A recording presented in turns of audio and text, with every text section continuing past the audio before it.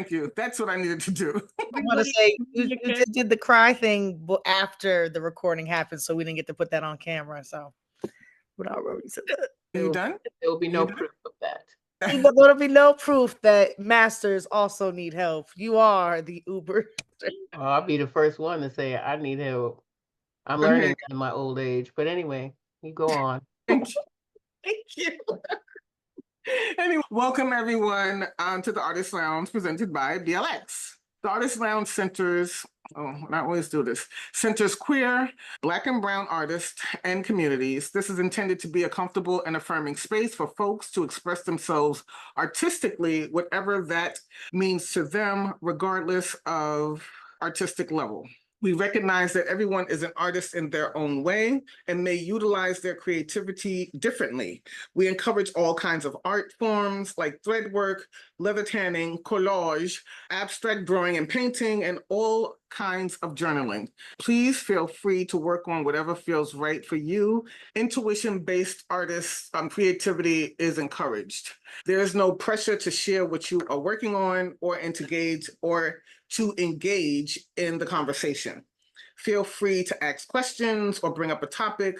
Also note that being comfortable in being quiet and using this time as a co-working space is fine too. If you are here and you're not an artist, but you want to hang out, you are welcome too. Few house rules. Please respect the folks' pronouns if they are displayed. Please allow grace if a person makes a mistake using a pronoun, including myself, because, we are human. Be kind and courteous. Manners are important. You are not obligated to turn on your camera. This will be recorded. I'll record the introduction and the Q&A portion. And after that, I will end the recording and we can proceed from there. Before we begin, again, thank you all for sharing the space with us.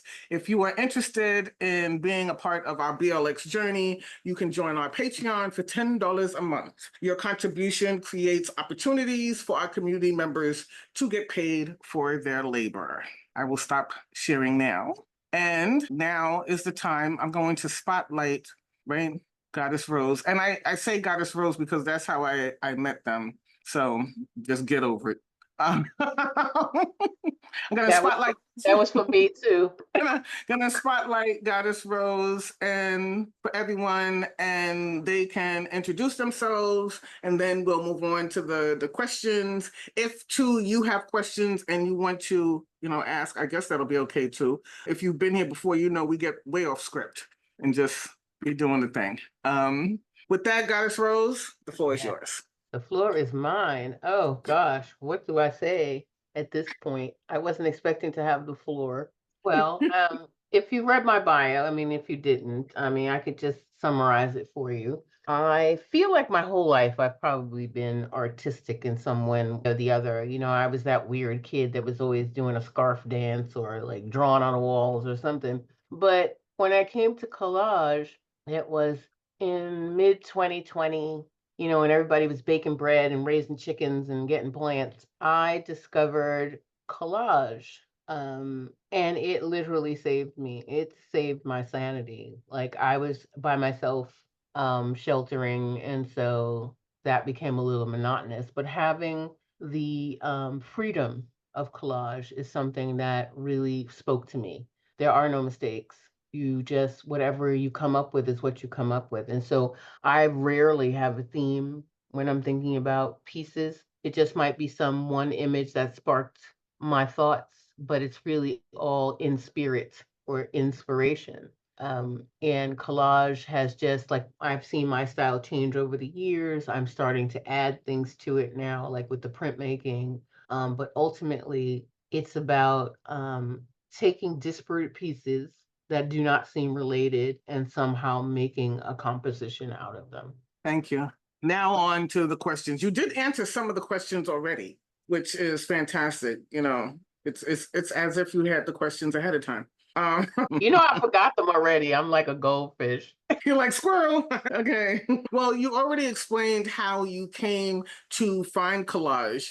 Now, but let me dig a little deeper with that. Did you find collage while we were sheltered in place, as they called it? And was it only because you had what you had in your house Like, I know you wasn't going out and your collage, I right? wasn't going to Michael's, right? No. Yeah, I mean, it didn't start immediately like at the shelter in place, but I would say like mid-year, about like probably in the summer or early fall. Or before that, actually, it was probably like summer. I had been watching a lot of YouTube, and I came across this woman who she was making the most beautiful collages, and she wasn't like someone who was like an artist drawing things or whatever. She was piecing together, some designs that she made, and just her whole manner was very calm and very like soothing and kind of like, you can do this too. Like, you don't have to, be any kind of artist, professional, whatever. Just use what you have. If you want some of these things that I'm making, fine, you can buy them, but like, you have stuff in your house already. All you basically need is a glue stick and some imagination and, you know, some books. Do you have books in your house? And then it never occurred to me that I could actually tear pages out of books. It was like when I first, I was like, but then I I know. thought, right, but then I thought about it and I was like, well, I'm not doing anything with these books. It's not like this is like books that I plan on keeping. If I rip the page out of here and then rip that a piece and paste this piece down on something, and oh, look, I had this magazine piece over here. So it was just a matter of just gathering what I had. I already had all these things. I didn't know I had all these things, but I already had all these things. And I could just put them together, and then, little by little, I started adding things because, a girl loves supplies. I'm gonna ask a question about that too. That's my art cart back behind me. I don't even want to show you what I have, but That's not everything.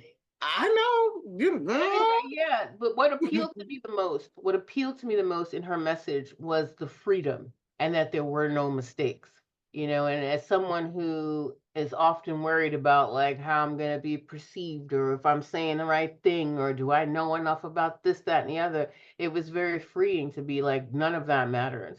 Okay, I got it. Thank you. And speaking of tearing pages out of books, I am a lover of books, right? And I had to get over the fact that Black people died so that we could read, right? And then here I am, I was getting all into that shit, in your head, and it was like, girl, bye, like, bitch, please, like, I just wanted to use the page out of this book as background because I collage, I abstract in layers. We do art in layers, and so I have to really like get over that. So I do understand, and then sometimes the books will, I'll see a word on the page and that will inform some of my stuff that I do on my art, right? So I use, believe it or not, I like to use Alice in Wonderland. I like to use that book. I have several of those books.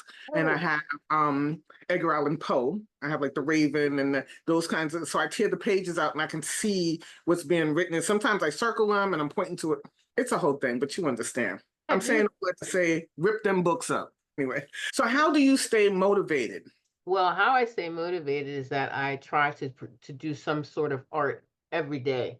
It kind of keeps me in a flow. But if I'm having a day where I really don't feel like it, I don't beat myself up. But I'm always looking at materials. Like, I just subscribed to a bunch of magazines so that I would have, collateral to rip up.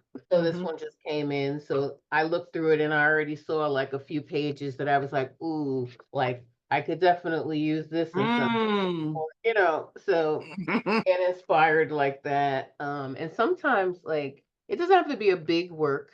I sometimes just work on a small ones, like about this big, just so I'm doing something. But I'm always looking around at like other kinds of art, because making art, it helps to be inspired by other art and just to always be looking at art in some way, like whether it's physically at a museum or in a book or just watching other artists like on YouTube again, that's where I live. There's so many people doing so many different kinds of things. And that's how I got into gel plate printing, watching YouTube.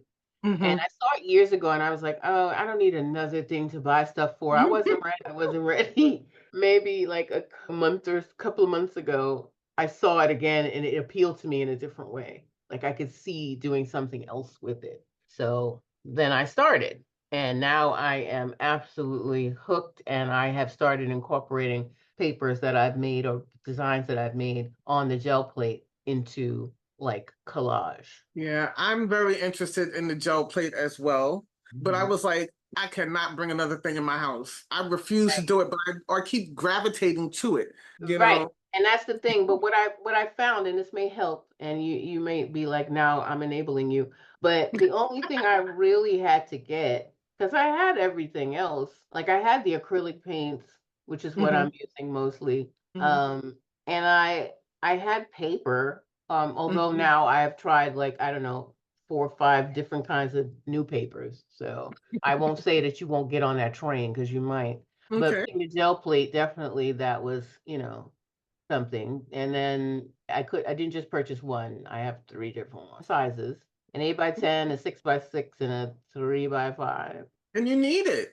Yeah, I use the 3x5 actually to mix paints on before I put it onto one or the other. And I have my eye on a 12x12, but I haven't bought it yet. I think you are enabling me, but I keep going back to it. And so, I mean, I recently wrote a script for a YouTube short that I'm going to talk about knowing when you see the signs of a thing, right? And not talking yourself into, oh, it's a sign. I have to. No, if it's a real sign, it's a sign, right? At least Right. for me. So Okay. I wanted to do the gel plate a long time ago, but I was like, I'm not doing that, right? But it's been coming up and coming up and coming up, and Right. things that I'm doing in sometimes of my art and putting paper on paint and rubbing that and getting a print is Mhm. saying to me, I think I may need to get the gel. I may have to get that.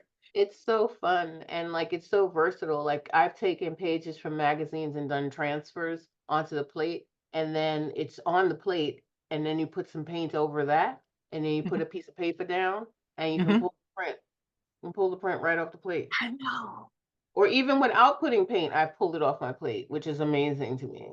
Oh, okay. Okay. Anyway, let's move away from that because I'll be Yeah. like off to Michael's right after this. You'll get like they have more of a selection of the plates anyway. They do. And it's funny you're even saying that. I got a membership. Well, I said I was a teacher because in Yeah. all actuality I am. They were Mhm. like, "Do you have ID?" I was like, "No, I don't. But can I get this discount, please?" Yeah. I You got a know, student. I got a student discount. Like, I mean, so I I am will. enrolled in college, so it okay. What I'm saying. So maybe, this I got on the train at 125th Street and down that D train, went to 125th Street, went to the Blick right next to the Apollo, and There then you brought myself home. So you talking about the gel plate, is there anything else other than the gel plate and your new magazine that excites you, that gets you sometimes you're maybe out and you're like, oh, I can't wait to like get home to do a thing? I don't know if it generally works that way for me, but I feel like I'm always inspired by looking at things, like just having another outlook, or like I'll just see a pattern that I think is interesting, or just like I don't know where it's gonna come back to me at. Like I'm not necessarily going out with the intention of like looking for things, or I want to rush home and do it. Like I don't know, it doesn't really work that way for me. Do you have an art journal? Like, do you have like a book that you do your stuff in, and then you have something else that you do? Well, yeah, sometimes I don't sometimes I just feel like working in my art journal and it doesn't go anywhere outside of the art journal. Mhm, Or I want to test out to see if I draw this pattern, what it actually looks like before I put it on a different mhm. like substrate. So it's yeah, in the beginning of my journey, I used it more because I don't know, I just didn't necessarily want to always put things on paper. I wanted it in my journal. So I use it less now than I have, but sometimes I go back to it because I want to just test something out, or a pattern or something that I've done in there. I now put a collage over. Like, Mm. wait, let me just, since we're talking about it, I can get that out of here. I had created a pattern like maybe a year or so ago, and then I was going through my journal and I felt like putting a collage over it. So I did. Ah, got it. Mhm. Yes, yes. So then this is interesting because what I do, if you can see behind me, what You would I have do, to make yourself big so we can see. oh, I have to make myself big. I think so, Okay, wait a minute. but I can't see you. All right, I'm going to replace spotlight. There Okay. I am. Okay. So Ooh, love. So for instance, oh, okay, yeah, so you could see that. I'm sorry. So like this is, it wasn't supposed to be this, but it is it. So that was just like a piece of art because I tend to do like paint pours on canvas, do an abstract thing, and then I'll collage on top of it. Okay. So that's exactly what that is. That was me doing something spacey because I'm spacey. And then I saw in a magazine, I didn't even know that was Rihanna until I ripped it out. And I was like, oh, whatever. I just liked it. And so I put it on that canvas. Yeah, I like So your journal is reminding me of that. Where you have then you do a thing on top. That's really nice. Yeah, and that was just kind of like, and then sometimes I'm just like, I want to do something and it's silly. Nice. Just had the Olympics. That's what inspired that. It was during the Olympics. So is there, well, I guess, do you think that your art is an expression of your, is there ever a time where art is an expression of like your sexuality or your kink or your, okay? No, actually, I don't feel like it is. And people ask me like, I guess like what inspires me, but it could be just a pattern that I saw in a magazine. And I just will start with that little cut, like, and then that's it. Like for instance, with this one here, what started it all was that National Geographic, that's what started it. And I just found myself in the beginning when I deviated from using like pre-made supplies from other people have designed, because I felt like that doesn't really feel like it's my work if I'm using somebody else's design papers, which is nothing wrong with that, but I wanted to grow away from it. And I found myself gravitating towards nature magazines like National Geographic, home design magazines, you name it, you pick one. I was drawn to them. Fashion magazines, food sometimes. And so like this one here was the one that kind of launched the change of my style into like I did a little series. I didn't mean to, but I did a little series that incorporated all of that, but kind of looked editorial like a fashion magazine. What is the paper that you're using for your collage? Oh, this here is oh gosh, it's Strathmore, and I think this is like this is 11 by It looks like it. yeah, and I don't have that pad near me, so I can't give you the exact name, but No, I it's can. a fine. Is it? It's not. I know it's not. It's not watercolor paper, is it? Is it just regular? It might be because I wasn't so knowing about papers and like what would be. This is a mixed media paper. I do know that because Got it. I got the papers that could hold like layers of liquids. Like it could withstand. It could be dry. It could be wet. Like I was using because I didn't know which kind of glue medium I might want to use. I might want to use a liquid glue medium like the liquid pen, or I might use a glue stick. I don't know. Because if I'm going to paint over something, which these have no paint on them, that one doesn't, but this one does. If I'm going to paint over something so that the paper can receive it correctly, you have to, or you should put a little like gesso or something over it. Right. So like in this one, I painted a little bit. That's beautiful. Thank you. Did you do the stamps on it as well? You Yeah, the stamped it? butterfly stamps, yeah, I put those on there and just light wash a color over some music paper. Like I had bought a songbook for like playing piano, different tunes, and I just ripped a random page out and put it in. So you And will rip music book paper, but you have a problem with books. Okay, got it. I don't play piano, so like it was just a random book that I bought on Amazon for like $9.99, Yeah. American songs or whatever. And so I just ripped out one and I was like, this'll do.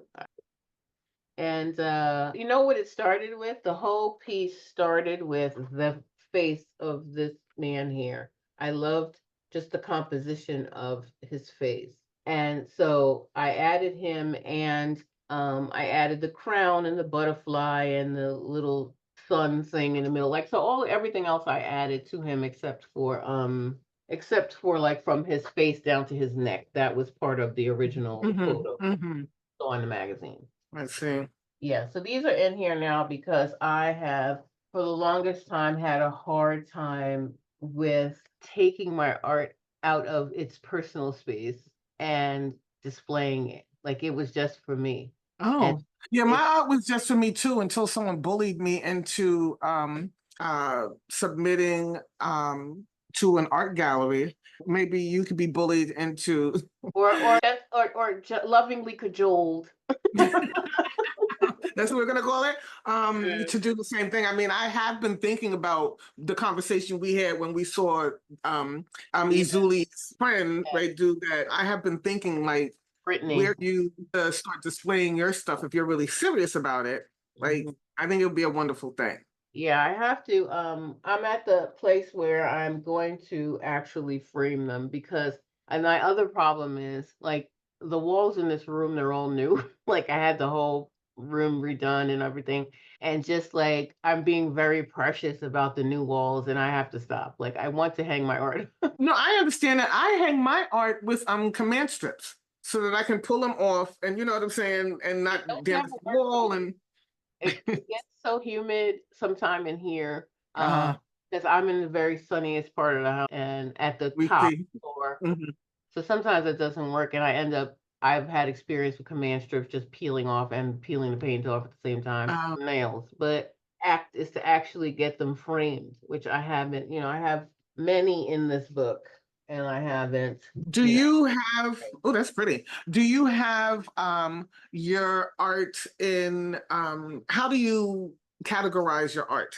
Like, do you do it by year, by season, by, how do you, or you just? I just do it as I produce one, I'll tag it so I know when I did it. And they're in order in this book, basically, as I'm producing them. So as that will be the next one, or this one came after this one. I don't particularly have some big system right now. It's just they're in here. Okay. Right. Okay. Well, I think I have talked enough. I don't have any more questions. I'm sure I will, but if you want to display some of your pieces and show us some of your pieces and what might have been the inspiration behind it, that would be like a wonderful thing. And if anybody else has questions, please feel free. I love hearing the sound of my voice, but not really. I don't know if y'all see them in the book. Maybe I'll have to take them out, but maybe you can see them without me taking them out. You can see them, right? Yeah, there's not much of a glare. Okay.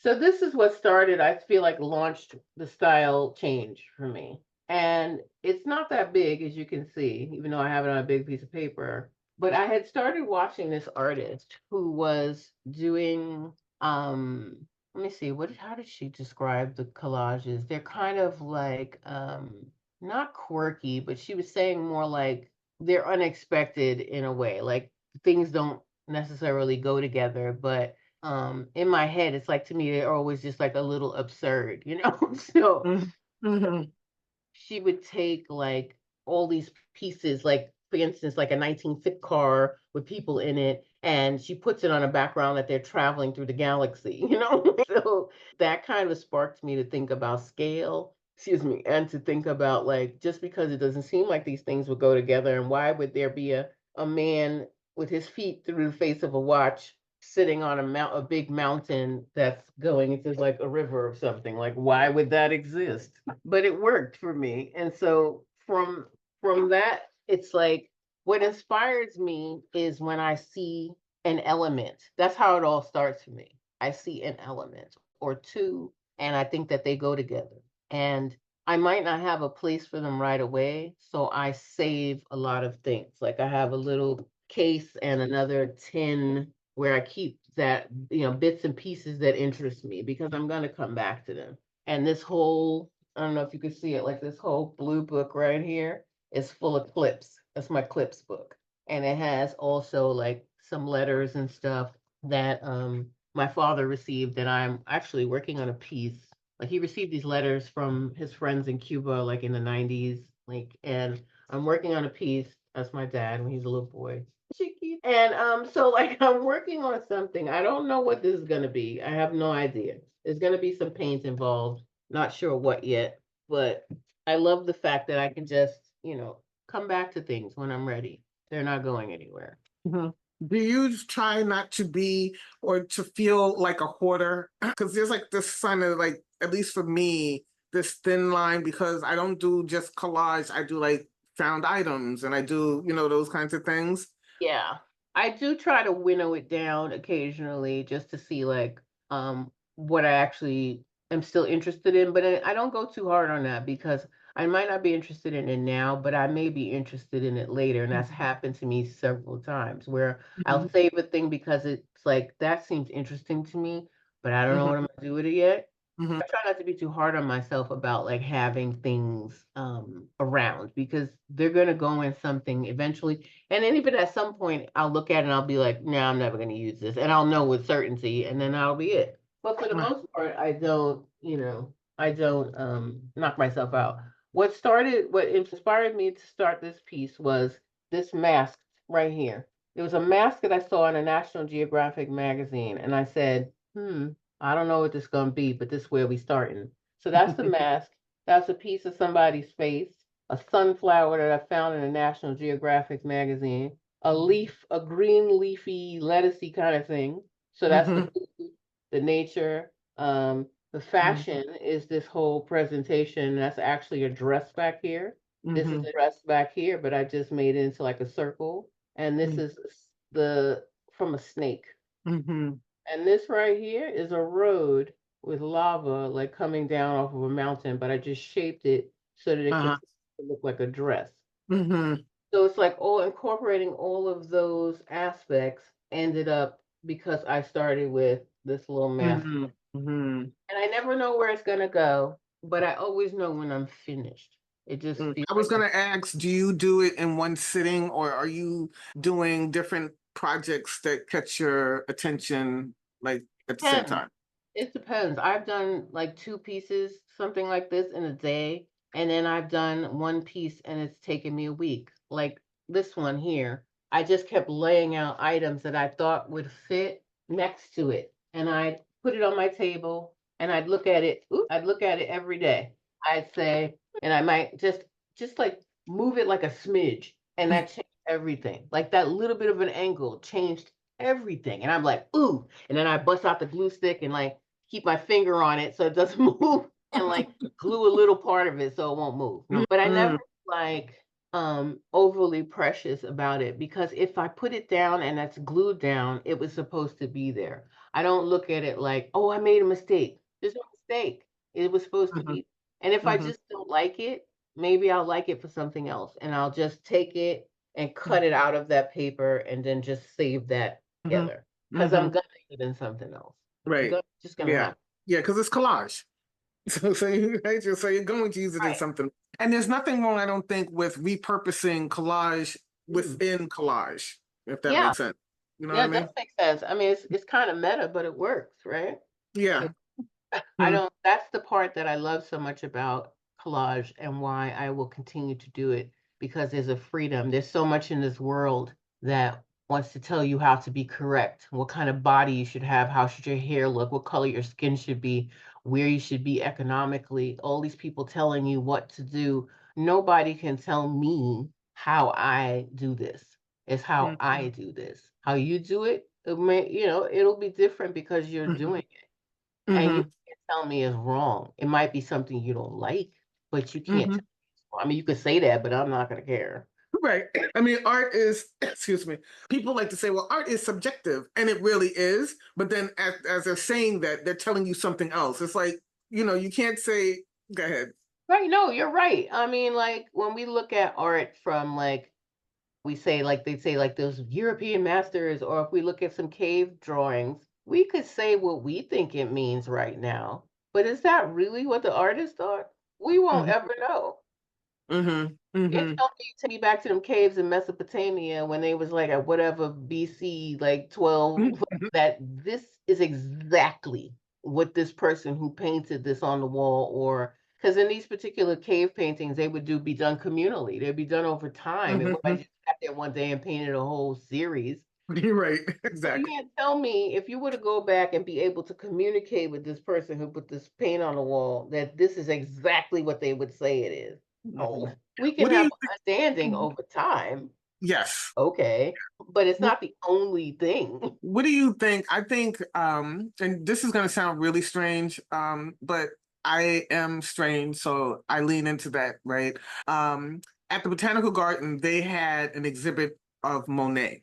Mm-hmm. It was beautiful. And I saw this green bench and I went and sat down on it. I was like, this bench is beautiful. And I sat down and la la la. And this is funny because Jade was with me. And Jade walked up to see the thing and she didn't know that there was glass. And so her cane hit the glass and everyone was like, oh, and she was like, holy shit. And then the guard came up and I was like, calm down.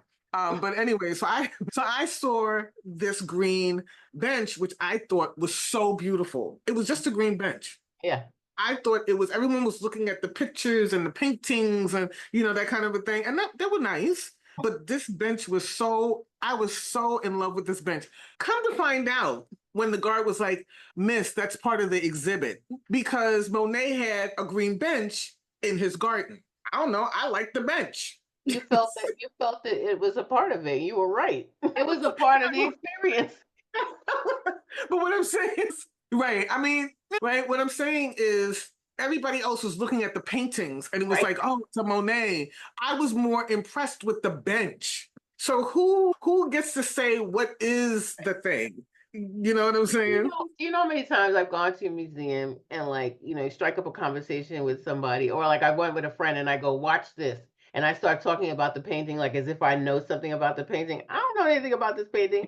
And people will gather and start looking at me like I know something. I don't. I'd be like, I think that the artist is here with this representation of a black canvas with a red dot.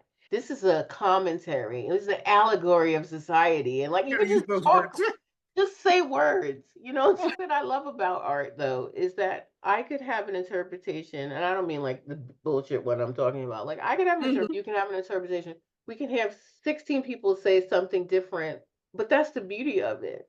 So when people look at my art, I'm always interested in what they see because I'm not going to see what they see. So when you say like, they see for instance, wait, there was one I was talking to my sister. My sister was like, oh, I thought it was very interesting because I never thought about this. Now, this little piece right here, right? I don't know if you can notice or not, but there's like a woman's head and like that's her hair and there's a little band, but the flowers are in her face. And she said to her, it was like, you never know what your face is doing. Like you think you have a certain expression on, but your face is actually something else. That's fascinating. I was just having fun putting things together that went, and I didn't have a particular interpretation, but it's this piece of this pattern that started the whole thought process of this piece. And it was in a home magazine, and it was actually a couch. I just cut off the strip that I wanted and added it. And the last things I added were like this little flower here, I don't even know what it is, and like these butterflies. And the butterflies seem to come up for me in a lot of things.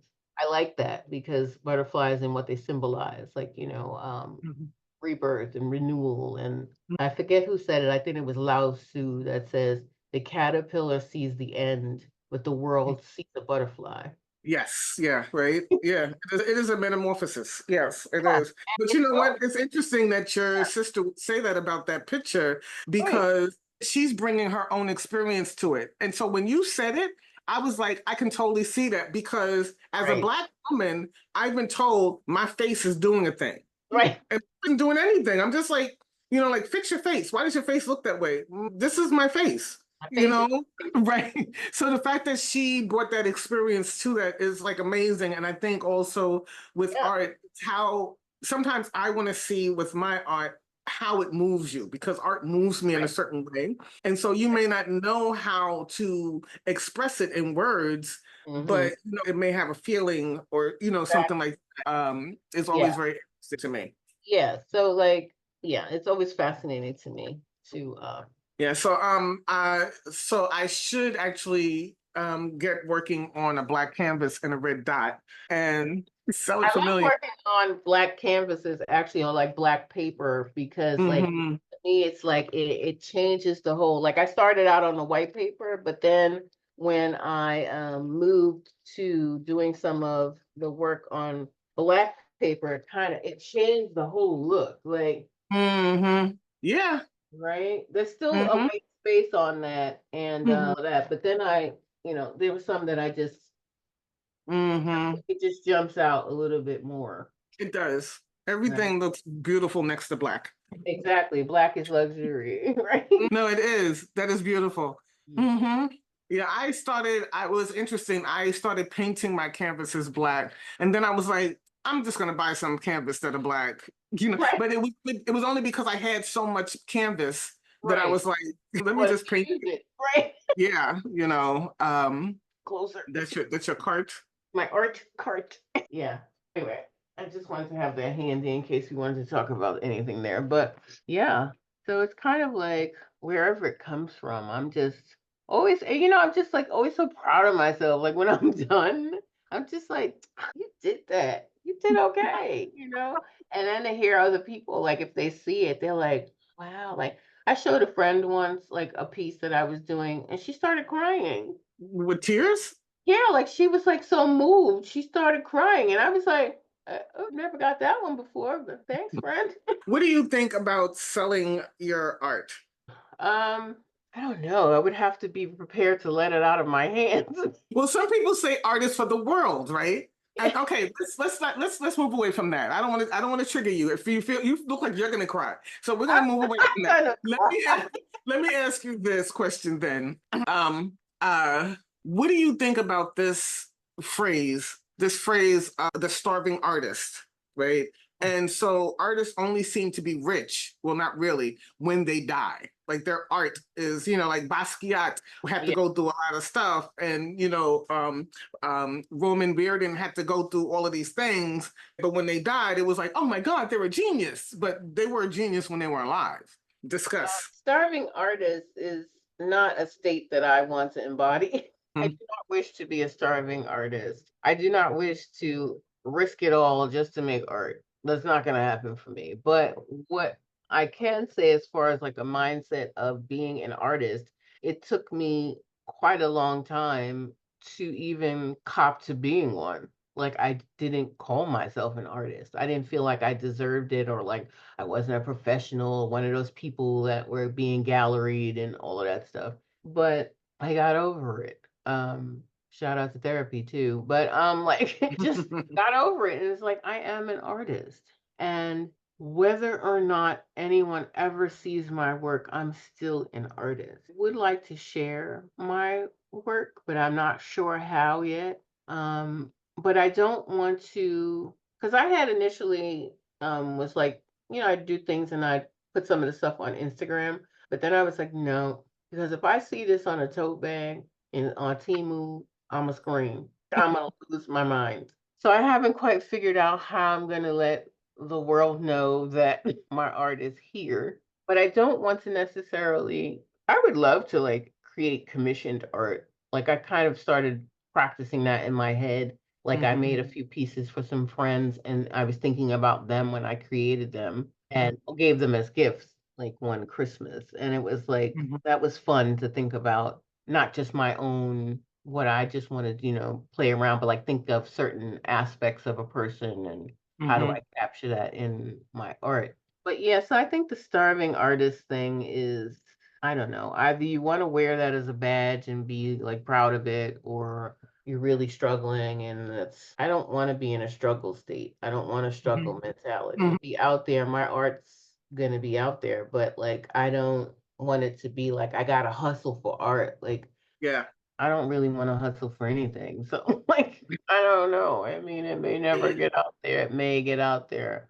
Who knows? But I don't even know where I would like if somebody said they were interested in buying my art, I wouldn't even know where to begin pricing it. So, Right. Right. I but was just.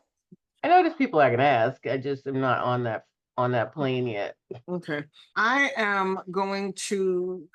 totally forgot, and this is interesting, that I am still recording, because I'm going to stop the recording because maybe it's just a great conversation. And maybe others may want to, we're at our 3 o'clock hour. We've never gone this long before with just the talking. And maybe folks may want to add to it, talk about their art. Jen may want to show us, the scary gerbil things again. I don't know. But don't be shaking your head. I'm going to stop the recording now.